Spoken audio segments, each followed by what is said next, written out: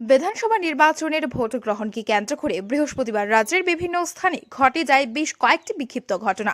কাকরাবন শালগ্রা বিধানসভা কেন্দ্র এলাকায় নিজের ভোটাধিকার প্রয়োগ করতে গিয়ে দুষ্কৃতীদের হাতে আক্রান্ত হতে হয় সিপিএম কর্মী আশিস গাঙ্গুলিকে।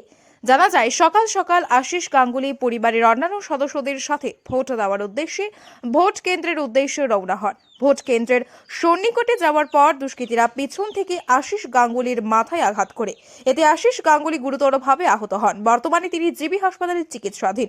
শুক্রবার জিবি হাসপাতালে আশিস গাঙ্গুলিকে দেখতে ছুটে যান বিরোধী দলনেতা মানিক সরকার।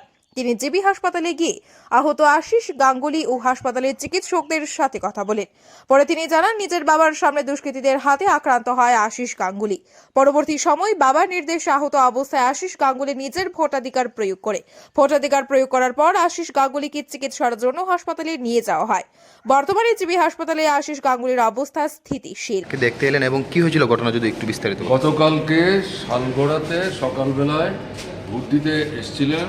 ঘুম থেকে উঠে ভোট আরম্ভ হওয়ার আগেই পেছন থেকে এসে আক্রমণ করে, এবং এই পরিস্থিতিতে ভোট দেওয়ার মতো অবস্থা ছিল না, কিন্তু বাবা ছেলেকে বলেছে ভোট দিতে এসেই যখন তুমি আক্রান্ত হয়েছো, ভোট না দিয়ে হাসপাতালে যাবে।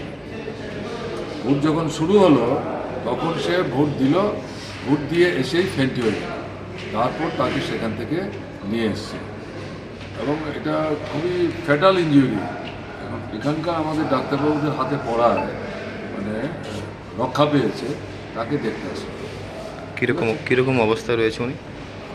ডাক্তারবাবুরা বলছে আগামী কয়েকদিনের মধ্যে ঠিক একটা জায়গায় চলে আসবে, তারা স্যাটিসফাইড যে অপারেশনটা।